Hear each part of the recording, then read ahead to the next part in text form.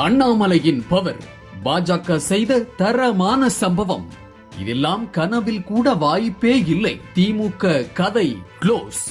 நாட்டின் வர்த்தக தலைநகரான மும்பை உட்பட மகாராஷ்டிராவில் உள்ள 29 மாநகராட்சிகளுக்கு கடந்த 15ஆம் தேதி உள்ளாட்சி தேர்தல் நடந்தது. இதில் பாஜக முன்னாள் மாநில தலைவர் அண்ணாமலை கலந்து கொண்டு பிரச்சாரம் செய்தது நாடு முழுக்க பேசு பொருளாக மாறியது. இந்த நிலையில் மேயர் தேர்ந்தெடுப்பதில் சிக்கல் இருப்பதாக கூறப்பட்ட நிலையில் பாஜக தலைமை சுலபமான முடிவை எடுத்து திமுக, காங்கிரஸ் போன்ற எதிர்க்கட்சிகளின் முகத்திரையை கிழித்துள்ளது. மேயர் பதவி யாருக்கு ஒதுக்கலாம் என்பதை முடிவு செய்ய நேற்று குலுக்கல் நடந்தது. பொதுப்பிரிவு, பட்டியல் இனத்தவர்கள், பழங்குடியினர்கள், இதர பிற்படுத்தப்பட்டோர் என வரிசையாக அனைத்து பிரிவினர் மற்றும் ஆண், பெண் என சீட்டுகள் எழுதி குலுக்கப்பட்டன. அதில் பொதுப்பிரிவு பெண் என வந்ததால் மும்பை மேயர் பதவி அந்த பிரிவுக்கே ஒதுக்கப்பட்டுள்ளது.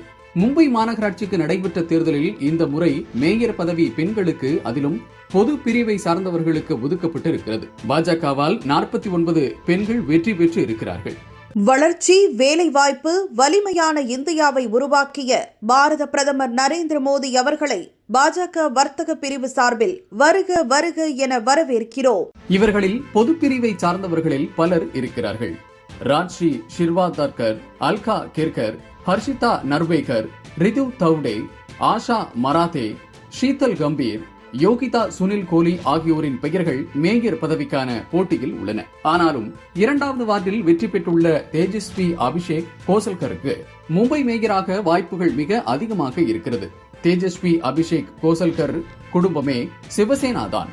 மாமனார் வினோத் கோசல்கர் சிவசேனா எம்எல்ஏ, மும்பை மாநகராட்சி கவுன்சிலர் மற்றும் மும்பை சிவசேனாவின் தலைவராக இருந்தவர். இவருடைய கணவரான அபிஷேக் கோசல்கர் மும்பை மாநகராட்சியின் கவுன்சிலராக சிவசேனா சார்பாக இருந்தவர்தான். கடந்த 2024 பிப்ரவரியில் இவரை ஒரு ஃபேஸ்புக் லைவ் நிகழ்ச்சியில் ஏக்நாத் ஷிண்டே சிவசேனாவை சார்ந்த மௌரிஸ் நோரென்ஹா என்பவரால் சுட்டுக் கொல்லப்பட்டார். இந்த கொலைக்கு பிறகு கொலையாளியான மௌரிஸ் நோரென்ஹாவும் தற்கொலை செய்து கொண்டார்.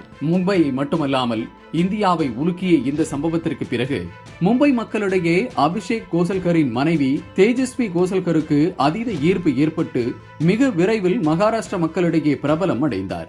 தீவிரமான உத்தவ் தாக்கரே ஆதரவாளராக இருந்த தேஜஸ்வி கடந்த மாதம் சிவசேனாவில் இருந்து விலகி பாஜகவில் இணைந்து 2வது வார்டில் போட்டியிட்டு மிக அதிகமான வாக்குகளை பெற்று வெற்றி பெற்றிருக்கிறார். மும்பை மக்களிடையே இவருக்கு மிகப்பெரிய அளவில் செல்வாக்கு இருக்கிறது. மராட்டியரான தேஜஸ்வி கோசல்கர் பாஜகவின் இளம் பெண் தலைவராக உருவாகி இருக்கிறார். இவரை மும்பை மேயராக கொண்டு வந்தால் வருகின்ற காலங்களில் பாஜகவிற்கு மிக சிறந்த பலன் கிடைக்கும்.